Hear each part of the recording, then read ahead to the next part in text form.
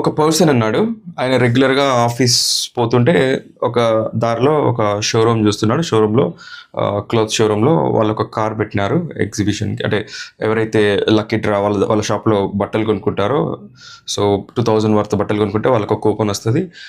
Lucky draw తీస్తే ఒక coupon వాళ్ళకి కార్ ఇస్తారనమాట. సో ఈ పర్సన్ ఆఫీస్ పోయే ముందు ఆ కార్‌ని చూసి ఆ కార్ బాగా నచ్చింది ఈయనకి. సో ఈయన ఆ కా షోరూమ్ వెళ్ళి వాళ్ళని అడిగిండనమాట. సో ఈ కార్‌ని నేను తుడవచ్చా అని. సో కార్‌ని తుడుస్తా అంటున్నానే తుడవని అని చెప్పి తుడవనిచ్చారనమాట. సో అట్లా 2, 3 రోజులు తుడుస్తున్నాడు. ఆ ఓనర్ కంటపడింది ఈయన కార్ తుడిచేది. సో ఓనర్ వచ్చి అడిగిండు అలా పనిచేసే వాళ్ళని. ఈయనెవరు మన కార్‌ని ఎందుకు తుడుస్తున్నాడు అని. సో అప్పుడు దాంట్లో పనిచేసే వాళ్ళు చెప్పినారు. సో రోజు వస్తున్నాడు ఈయన కారు తుడుస్తా అంటున్నాడు. సో కారు తుడచడమే కదా మేము తుడవమని అన్నాము అని చెప్పినారు. సో ఆ పర్సన్ దగ్గరికి పోయి ఆ షాప్ ఓనర్ అడిగినాడు. అసలు నువ్వు ఎందుకు ఈ కారు తుడుస్తున్నావు అంటే, ఈ కారు నాదే. నేనే గెలుచుకుంటా అని అన్నాడు. అప్పుడు ఓనర్ అడిగినాడు ఆయనని. నువ్వు కూపన్ కొన్నావా మరి?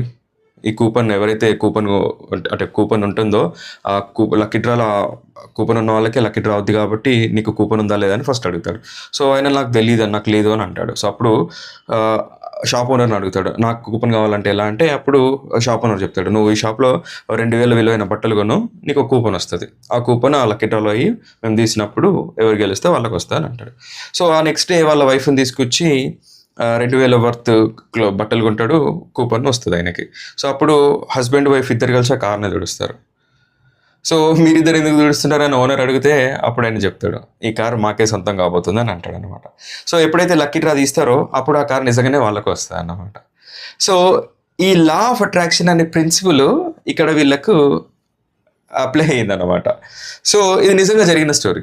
అట్లా కొన్ని వందల స్టోరీలు లా ఆఫ్ అట్రాక్షన్ వల్ల జరిగినవి మనం రియల్ లైఫ్‌లో చూస్తాం.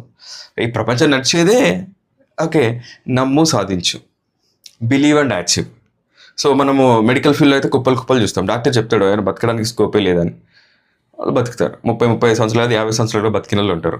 అసలు మెడికల్ అడ్వాన్స్డ్ మెడికల్ నాలెడ్జ్ ప్రకారము మనిషి అంటేనే బతకడానికి పాసిబులే కాదని చెప్తారు. బట్ డెఫినిట్‌గా వాళ్ళు కొన్ని వందల సంవత్సరాలు బతుకుతాడు. సో రియల్ లైఫ్‌లో కూడా లా ఆఫ్ అట్రాక్షన్ అనేది పనిచేస్తది.